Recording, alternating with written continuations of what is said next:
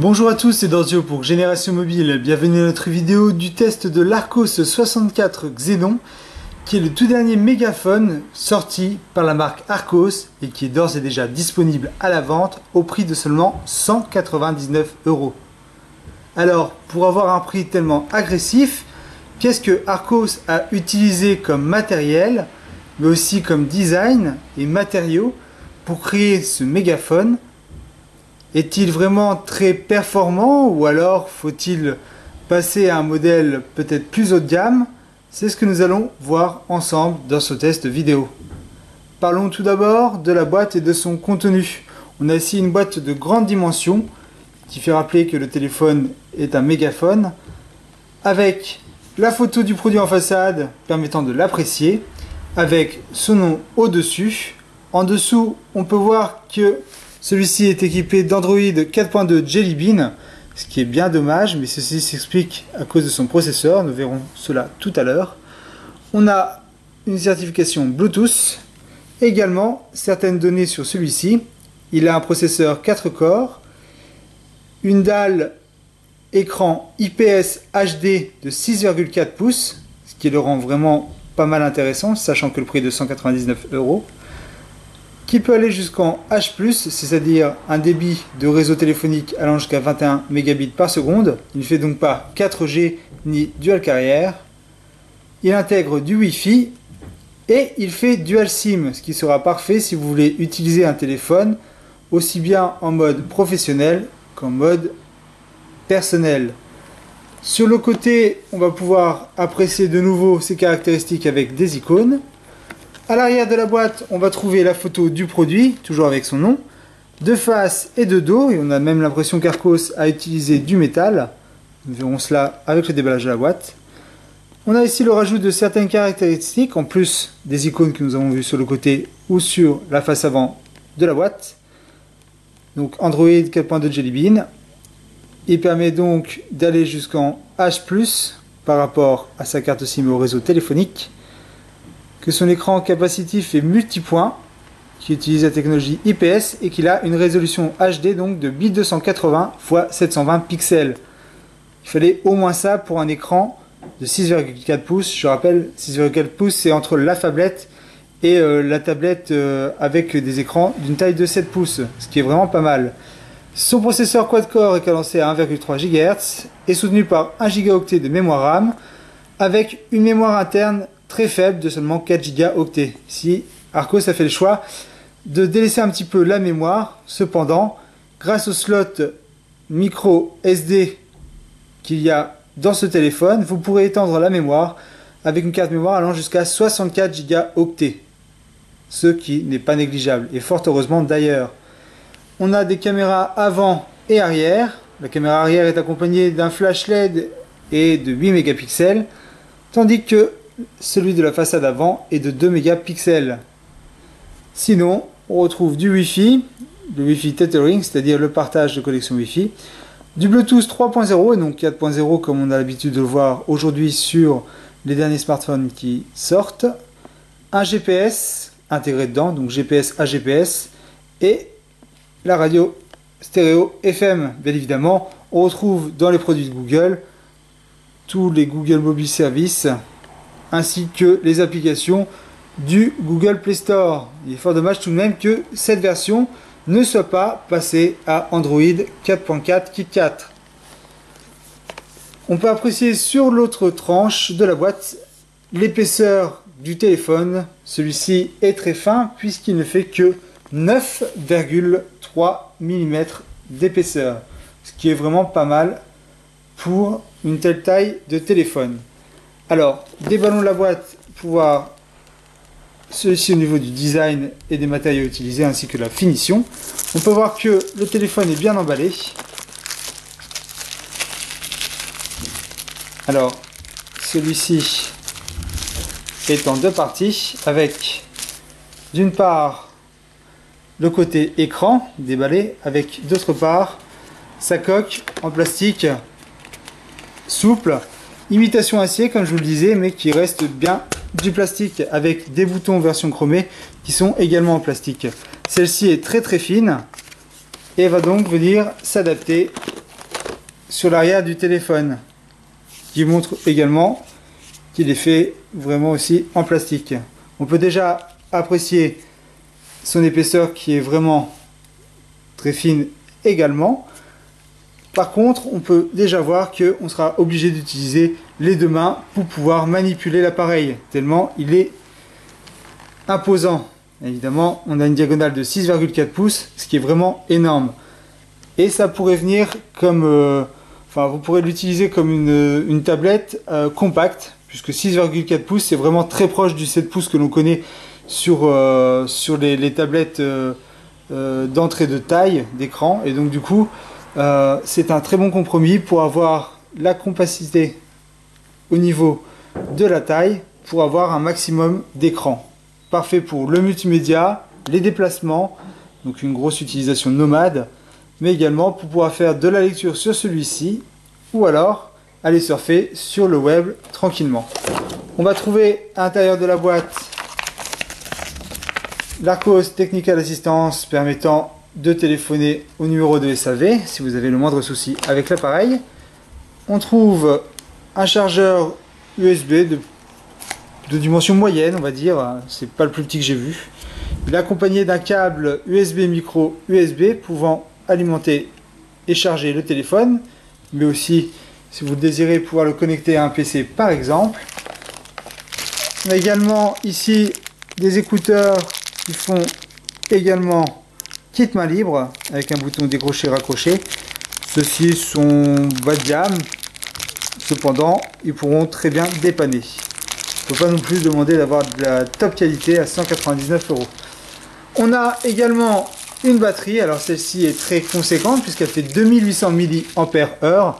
Il faut bien ça pour une telle taille d'écran, puisque celui-ci est quand même assez énergivore. Donc 2800 mAh, là Arcos a mis le paquet sur la batterie, et c'est très bien vu puisque celle-ci est amovible. Et donc si vous le désirez, vous pourrez en acheter une seconde, comme ça lors de vos déplacements. Vous pouvez voir qu'elle peut se glisser dans un portefeuille tellement elle est fine. Un petit peu grande, un peu plus grande on va dire qu'une carte de crédit, mais vous pourrez la glisser facilement dans une poche sans la sentir, et ainsi avoir une batterie de secours si vous faites de longs déplacements et que vous voulez utiliser le côté multimédia de l'appareil. Vous avez également des guides de démarrage rapide qui sont faits en plusieurs langues avec la garantie Arcos. Voilà pour le contenu de la boîte. Je vais vous expliquer maintenant une petite astuce concernant les cartes SIM. En effet, vous pouvez inclure deux types de cartes SIM. Une carte SIM traditionnelle qui fera 2G, 3G, et une carte micro SIM. La micro SIM pourra, elle, prendre en compte que le réseau 2G, c'est-à-dire que vous n'aurez pas de data avec celle-ci. Et à côté, on va pouvoir glisser la carte micro SD pouvant aller jusqu'à 64 Go et permettant donc d'étendre la mémoire du téléphone. Alors, la petite astuce ici, en fait, on a une fente. Alors, je ne sais pas si on va la voir ici. Elle est juste en dessous. Elle est très discrète. Cette fente va permettre d'accueillir la carte SIM qui se glisse comme ceci dans le téléphone. Alors, vous avez la fente, voilà. Vous installez avec le coin cassé supérieur gauche. Vous poussez jusqu'à ce que la carte soit bien installée. Alors il faut forcer un tout petit peu à cause du fait que l'appareil soit neuf et donc que les pattes soient très bien disposées pour forcer un tout petit peu. Vous voyez que la carte SIM vient d'être installée. C'est celle-ci qui va vous permettre d'avoir donc Internet via le réseau 3G et HSPDA. Une fois que vous avez installé celle-ci, vous pouvez également installer la carte micro SIM et également ici une carte SD. Alors j'en ai pris une pour vous montrer tout de même comment on peut faire. Donc vous prenez votre carte micro SD et vous la poussez comme ceci tout simplement, et voilà, celle-ci est mise en place. Donc vous pouvez voir que l'opération est vraiment très simple. Je remonte encore une fois. Donc vous la glissez ici, vous la poussez, celle-ci va se coincer, ne bougera plus. Plus de ça, on va rajouter maintenant la batterie. Donc ici on a les petits ergots qui vont venir se placer sur ceci. Vous la poussez comme cela, voilà, la batterie est mise en place, elle ne bouge plus, elle est bien mise. Vous n'avez plus qu'à refermer la coque en poussant fermement sur les côtés.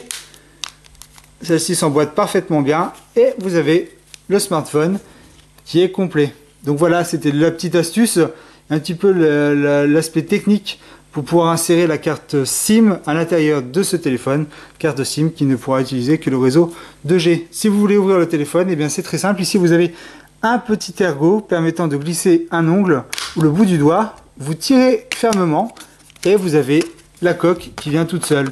Si c'est en plastique un petit peu souple, vous avez donc la possibilité de la retirer très facilement sans la casser. C'est plutôt bien vu. En termes de design maintenant, on a ici un design qui n'est pas sans rappeler celui de Samsung.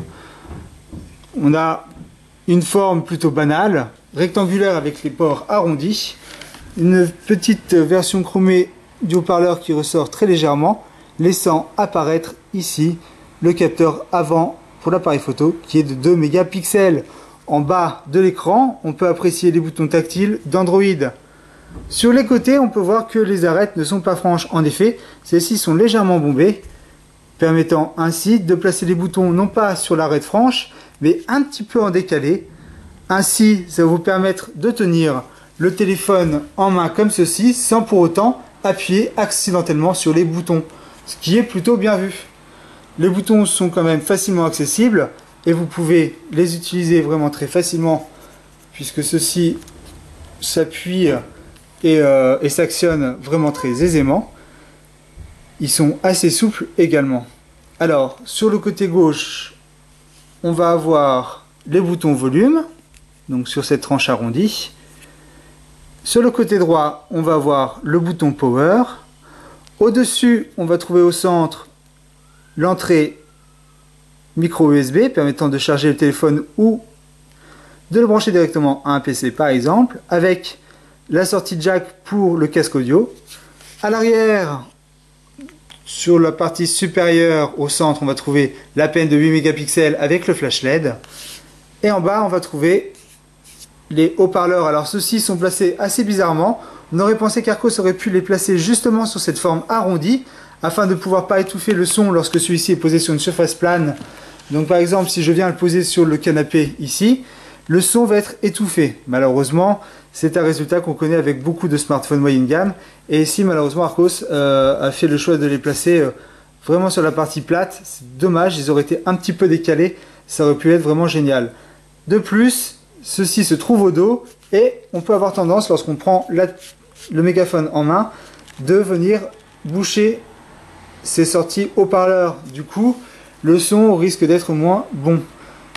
Par contre, si on essaye de creuser un peu les doigts pour ne pas justement venir boucher ces deux haut-parleurs, on va pouvoir faire de notre main une vraie caisse de résonance et ça sera très appréciable lorsque l'on regardera des films par exemple. Pour en finir avec le design, je soulignerai également l'utilisation d'un petit liseré brillant qui fait le tour de l'écran et qui offre une qualité supérieure au produit. Ainsi, malgré l'utilisation d'un plastique travaillé, on a ici quelque chose de très robuste avec une très bonne finition qui est vraiment bienvenue pour un prix affiché de 199 €. Quand on l'a en main, on est sûr d'un produit fiable et robuste, ce qui est vraiment bien donc pour ce Xenon 64. Parlons maintenant du côté matériel du téléphone, puisque ici Arcos propose un prix vraiment très agressif et il va falloir voir le côté matériel, savoir si celui-ci peut tenir la route et va vous permettre de faire tourner n'importe quelle application. Commençons tout d'abord par la qualité de l'écran qui est très importante sur ce genre de produit, moyenne gamme. On a ici un écran IPS de 6,4 pouces qui est vraiment de bonne facture. La résolution HD va permettre d'offrir une image de qualité avec des détails et des lettres qui seront très bien dessinées avec des contours lisses et nets, ce qui est vraiment très important. Au niveau de la couleur, on a des couleurs qui sont plutôt avec un rendu naturel. On va avoir malheureusement des noirs qui ne seront pas noirs profonds, mais qui, jouant avec la luminosité, offrira une image qui sera plutôt agréable à l'œil et parfaite pour ce qui est du multimédia. Donc ce téléphone est nettement orienté pour la lecture d'e-book, la lecture sur internet grâce à ce large écran, mais également le visionnage de films ou encore d'images comme des photos par exemple. Vous avez ici un processeur quad-core qui fait tourner Jelly Bean Alors si c'est Jelly Bean qui est installé, c'est parce que le processeur 4 cœurs en question est un processeur MediaTek MT6582. Et le problème avec les processeurs de MediaTek, c'est que la compatibilité avec la dernière mouture de Android, c'est-à-dire KitKat, est encore compliquée et le portage n'est pas encore fait. Du coup, les constructeurs sont obligés de se limiter à l'avant-dernière version qui est Jelly Bean. Malgré cela, tout tourne à merveille. Le processeur s'en sort plutôt bien pour un moyen de gamme. On a quelque chose qui va pouvoir gérer du multitâche assez facilement quand il s'agit d'utiliser des applications moyennes ou légères. Alors qu'est-ce que j'appelle applications légères ou moyennes? Ce sont des petits jeux style Candy Crush ou encore des petites applications telles que YouTube, Google Maps, le Gmail par exemple, Google Music, Google+, les SMS. Ce sont des applications qui sont légères, qui sont très bien gérées par ce smartphone. Vous avez également la possibilité de jouer à des jeux un peu plus évolués en 3D, puisque le smartphone et le processeur, donc qui est cadencé 1,3 GHz, est soutenu également par un processeur graphique ARM Mali 400, qui est un processeur qui est souvent utilisé dans les produits d'Arcos et qui permettra d'avoir des performances en 3D plutôt correctes. Attention tout de même, n'allez pas utiliser d'applications jeux sur ce téléphone qui soient lourdes, c'est-à-dire des jeux qui demandent énormément de calculs. Vous risquez d'avoir des ralentissements et des lags au niveau du téléphone, pas dire même peut-être des coupures au niveau de l'application, mais également dans les jeux par exemple qui demandent énormément de détails à l'écran, comme des jeux de shoot par exemple, où au début vous avez quelques ennemis et tout va bien, d'un seul coup les ennemis commencent à augmenter, et là au bout d'une quinzaine d'ennemis vous allez avoir des grands ralentissements ou des lags qui va donner une expérience de jeu plutôt mauvaise. Sinon, dans l'ensemble, on a quelque chose de vraiment correct. Pour vous faire un exemple du son et vous faire un exemple de la qualité de l'image, je voulais lancer Arcos Vidéo, qui est l'une des très bonnes applications d'Arcos et qui permet de visionner énormément de types de films. Donc, je vais aller chercher des vidéos et je vais lancer, par exemple, celle-ci. Vous pouvez voir que l'affichage plein écran est vraiment satisfaisante et que les noirs sont vraiment bons avec une image qui est détaillée. L'utilisation de la HD est vraiment pas mal, mais au niveau du son, si celui-ci reste assez puissant, on va être un petit peu sur notre faim, car le son va offrir une qualité moyenne et donc il va être vite saturé si vous l'écoutez volume à fond. Sinon, au niveau de l'image, c'est vrai que là on n'a rien à dire. L'écran de 6,4 pouces s'y prête vraiment bien, et donc du coup on va pouvoir visionner un film vraiment agréablement sur ce produit. Il en est de même pour la musique si vous l'écoutez avec un casque jack par exemple. Sinon, au niveau de la sortie des haut-parleurs, c'est vrai que ceux-ci seront très vite limités, surtout au niveau de la puissance et donc de la saturation. On retrouve également donc l'application Arcos Music, mais également tous les produits de Google, tels que le Google+. On a aussi Photo, l'application Hangout, Play Jeux, Drive, Play Livre, Google Play, Play Music et Play Kiosque. Un exemple de jeu vidéo avec le jeu de Gameloft qui s'appelle Asphalt 8, pour vous montrer comment se lance celui-ci et pour voir si celui-ci réagit bien malgré la 3D. Alors, il y aura quelques lags sur ce jeu lorsque vous allez avoir énormément d'informations à afficher. Alors, on va faire la première course, histoire de vous montrer un petit peu ce qu'il a quand même dans le ventre. Voilà, on lance la course. Vous allez voir que celle-ci se charge assez lentement, hein, puisque c'est un processeur donc moyenne gamme.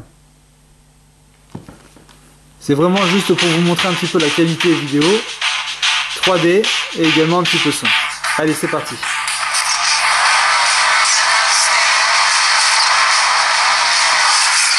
Donc c'est vrai que sur ce genre d'écran, il est vraiment agréable de jouer à des jeux vidéo.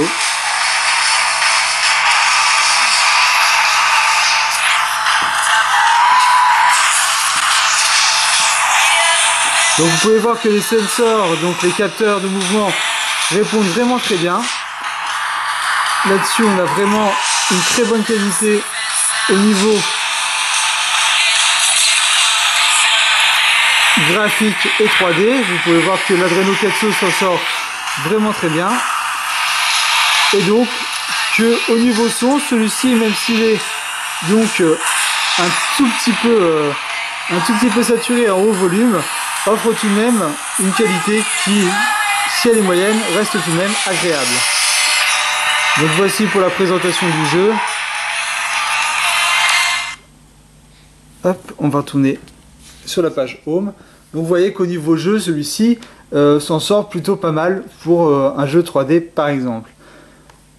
Au niveau maintenant de son appareil photo, on a une application. Alors on peut revenir sur la page d'accueil pour afficher différents widgets sur les côtés. Il suffit simplement d'appuyer sur le plus pour ajouter un par rapport à une liste déroulante comme ceci. Ainsi vous pourrez afficher l'horloge, mais également vos posts Google+, vos SMS si vous le désirez, la météo, pourquoi pas, ou votre agenda.